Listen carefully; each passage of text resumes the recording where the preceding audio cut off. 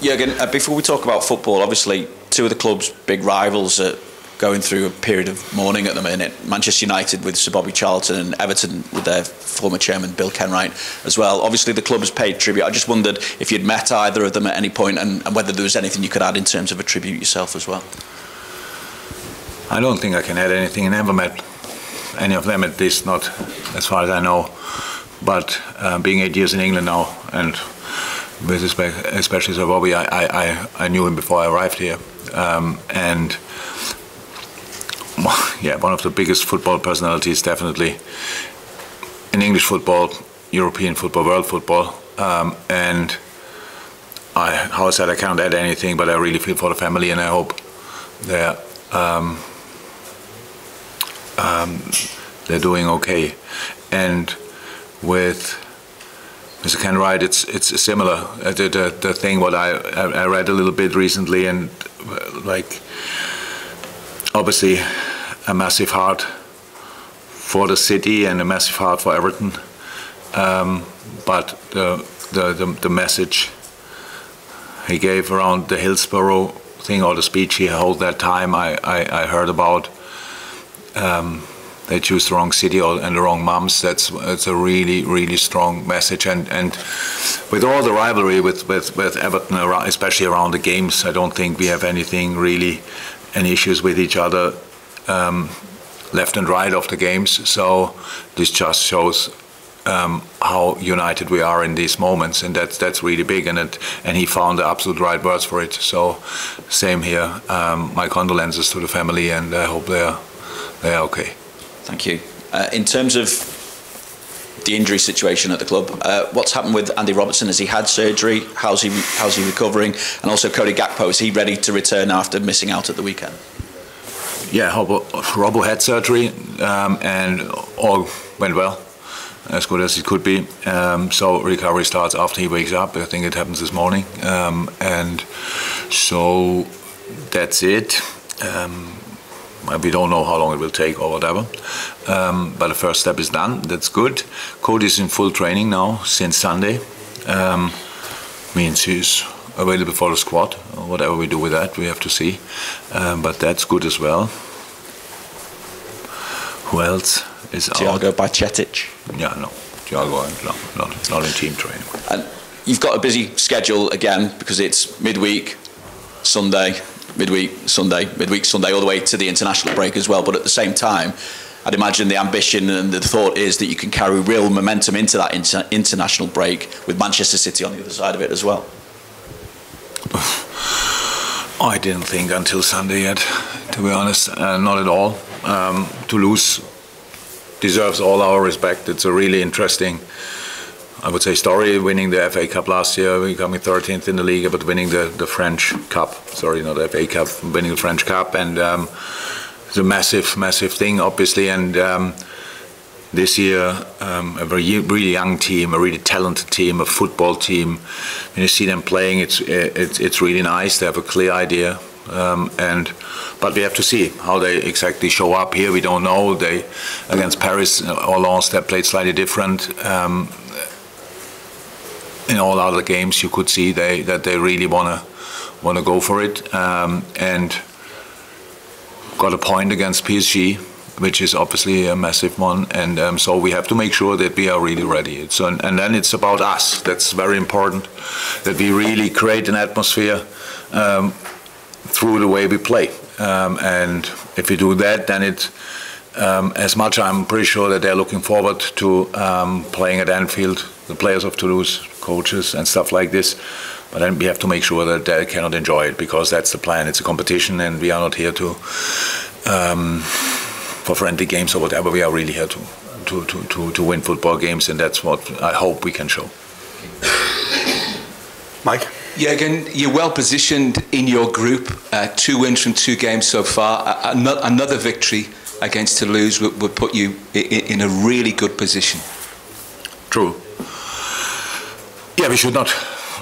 but actually, it's now not that I think we play Toulouse at home, so we have to win, that we can lose at Toulouse or whatever, these kind of things. If we want to win the football games. So, and that's the next the next opportunity we have, that would bring us to 9 points and would keep Toulouse on 4 points. That's all clear. But that, knowing that, changed nothing. We have to play to our best. We will make a few changes, not too many maybe, we will see, but we have to make sure that we are really ready for the competition. And the boys so far showed really that we are ready for the competition. And that's what I want to see. And obviously we hope it will go long in this competition. And for that we have to make all the decisive steps, and tomorrow night is a very big one. Looking back to Saturday and Darwin Núñez's role in the second goal that he set up for Mo Salah, is that an indication of how he's progressing in terms of, you know, maybe this time last season he would have, we know with his pace he can get away from people, but running in towards goal maybe he would have had a crack at goal, but Mo Salah in a better position. Is that just one of the signs of how he's growing as a player? He's just in a really good moment. Darwin is in a really good moment. It's yes, there will some time necessary to adapt to everything. New country, new language, new team, all these kind of things. That's long gone.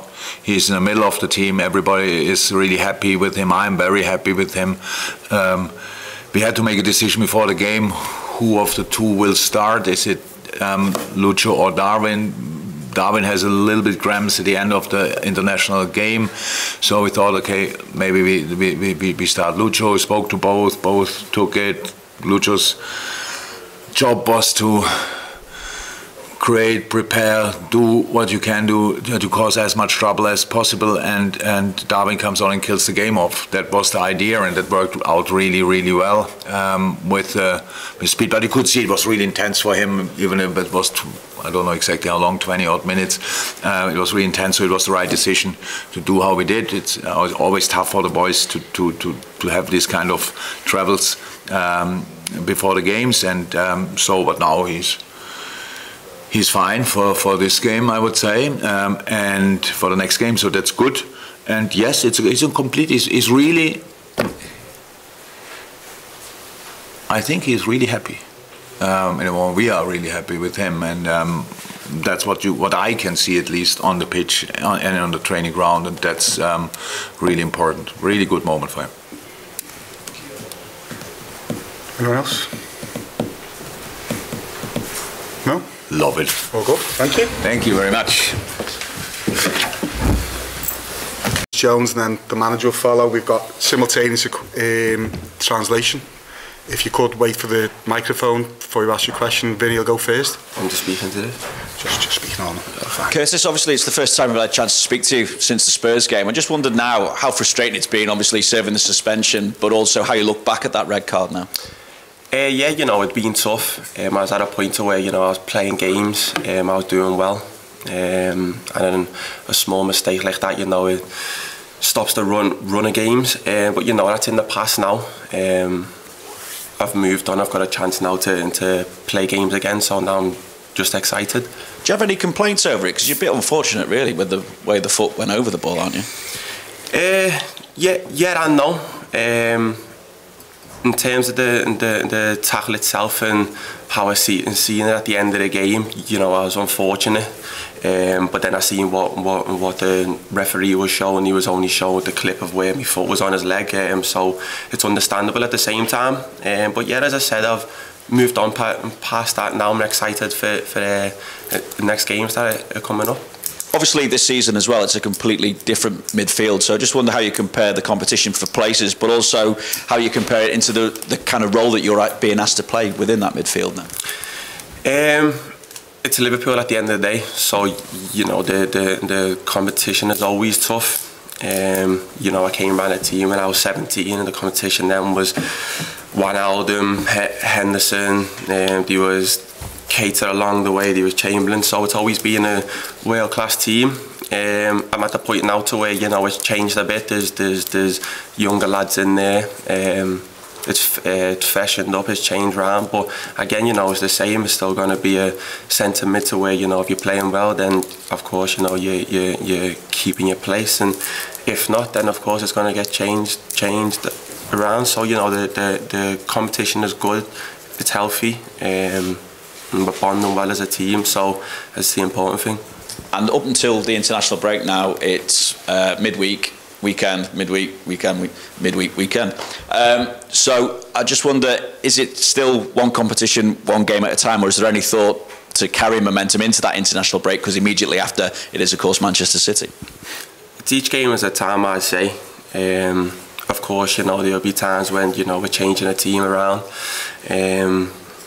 But, you know, the lads that are coming into the team for the competitions, you know, we're doing a job in each game. You know, the Premier League team is not going to be the exact same team as the competition here, and it's not going to be the same as the cup games. But, you know, as the fans and that have seen, you know, if we change the team around, we can still win games. So that's the important thing. Well, cheers, Mike. Curtis, you had to endure quite a long and difficult spell where it was seemingly one injury after another. The final third of last season, you came into the team and made a really big impact. Thank you. And started this season similarly, and you've kept your place maybe when some people were thinking all these new midfielders have come in at great cost. What's enabled you to get back to your really best form? As you were saying there, you know, I had a time where I was out for, I think it was 15 weeks or something, and it was the hunger I had in me to come back and play. The time, you know, that I was out, the team weren't in its best phase or spell, you can say. So, you know, there was times when you know, I was at home or I was at the stadium, and I seen a chance to where, you know, I can come in the team and I can actually help out the team. So I just worked hard. My mind frame changed and matured as well, you know, over the time when I was out, and I came back and I just said, you know, I helped the team. I was fortunate enough to help with goals and assists, but more importantly was I just needed games. There'd been a time when, you know, I was out for a while, then I came back, then I might have had like 2 or 3 games, then I was out the team again. But, you know, the most important thing that I had there at the end of the season was, you know, I was playing just game after game after game. Competition for places at a club, you mentioned before, you're at Liverpool, so there is going to be a lot of competition, but lots of money spent on midfielders during the summer. How does that work? We know the phrase, competition for places, but how does that work on a day-to-day basis, on a match-to-match basis, where, as you mentioned before, sometimes you come in for a game or 2, then you're left out? I think it's simple as, you know, if you play well, then you keep your place. In the club here, you know, if I'm not playing well, they can change the team around. If Dom isn't playing, they can change him. If whoever isn't having a good game, you know, they can always change. And that's just the club here. It's a world-class club, you know, it attracts lads who want to come and play, you know, it attracts the best ones. So, you know, you've got a squad full of lads who can change a game. Then if one isn't having a good game, you're just going to get changed around, and that's just what it is. Okay, thank you. Paul Joyce. There was a change in your mindset. Can you give an example of how it's changed and enabled you to play so well? Yeah, we just, you know, I came in a team, so, you know, so as an academy kid, I was always a kid who jumped up the age groups. And then I came in the first team and I kind of felt like I hit a wall. I couldn't really take the next step.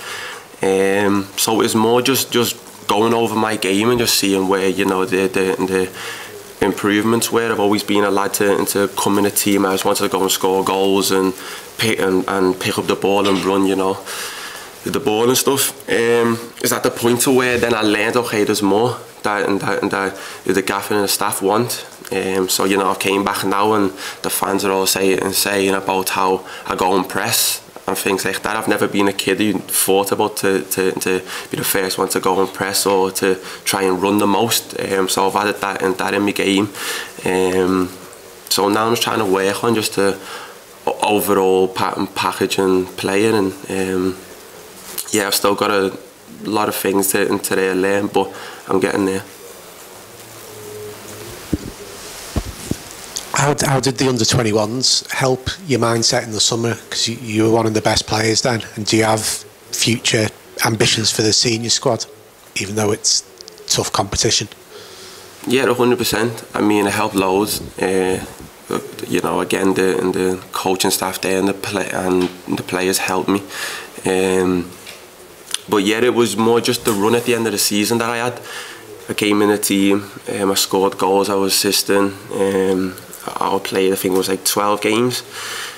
So, you know, I came in, I had a buzz about me, and the staff and the players and that knew, and I just had the confidence and stuff. So I was winning there as myself. And yeah, you know, I was fortunate enough to make the team at the tournament, and I actually scored the goal apparently. Well, I got the goal. So yeah, it was a good tournament, so I was carrying on the form. Neil Jones. You obviously captained the team recently. I know you did it when you were very young against Shrewsbury, but talk about that feeling and the responsibility that brings with it. It's a tough one, if I'm honest, because I've always been the younger kid, as they said. But I'm at the point now to where, you know, there's kids that are coming in now, and I'm kind of having a conversation with them that I was having with like a Hendo or a Milner and even like a Trent.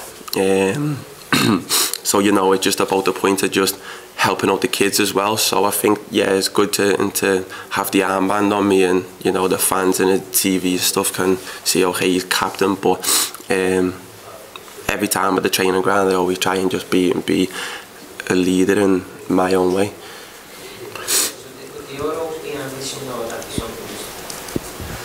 For what, the seniors? Oh yeah, 100%. I say all the time, you know, if you're playing well, then of course you deserve a chance. But I don't look that far ahead. I just know, you know, if I'm playing games here and, you know, and I'm playing well and I'm scoring goals, that'll take care of itself. Declan. Curtis, you mentioned about like the fans and like seeing things about yourself. Do you pay attention to much of the criticism now? Nah. No. I couldn't care, if I'm honest. I just know it's part of the game. You know, there's going to be times when you're having a good game and everyone's going to be saying he's this, he's that, he's the next this, he's, you know what I mean? And if you're having a bad game or you've had a bad game, the fans are going to have the other side, you know what I mean? So I just know it's part of the game. It doesn't faze me. I'm a Scouser. It's, you know, we're used to, you know, the bad part of things. It doesn't faze me. Nah, I'm good. David Anderson, last one. Curtis, what have you learned from the new guys who've come in? And obviously there's been a big turnover in the summer, but is there anything you can pinpoint that maybe you look at these guys and think, okay, I can maybe a little bit of that? Yeah, I mean, I wouldn't just say it's them, I'd say it's the whole of the team. Example, you know, I can talk about Mo. There's times in the games when, you know, he's not really doing a lot in the game, but he will go and score. Do you know what I mean? So he's staying involved in the game, and, you know, you might think he's not as lively as he is, but his man is always, okay, I'm going to get the goal for the team, this and that. And then, of course, you know, if you can speak about the lads that have, you know, have came in, McAllister, I'll speak on him. I mean, he comes in and how he protects the ball is just, I've never seen before. Like, he can receive the ball and does this thing where, like, he sticks his bum out a little bit and you can't take the ball from him. So I'm thinking, like, it just his experience in terms of, like, he knows when he's going to get pressed and which way he moves and stuff. And then if you want me to speak about Dom, I think you've all seen, you know, his goals that he scored. He's got an unbelievable shot off both feet. So yeah, I'm learning a lot off them. They could probably say the same thing about me. But it's, you know, again, as I'm saying, it's, you know, it's the whole of the team. I learn off all the lads. I'm just that type. I've came in the team when I'm young, and there's been lads around who I know are fully experienced, have played 500 plus games. So I'll always just try and take bits out of their game, and I'll use them bits, and we'll see how it works on me. Thank you, everyone. Just one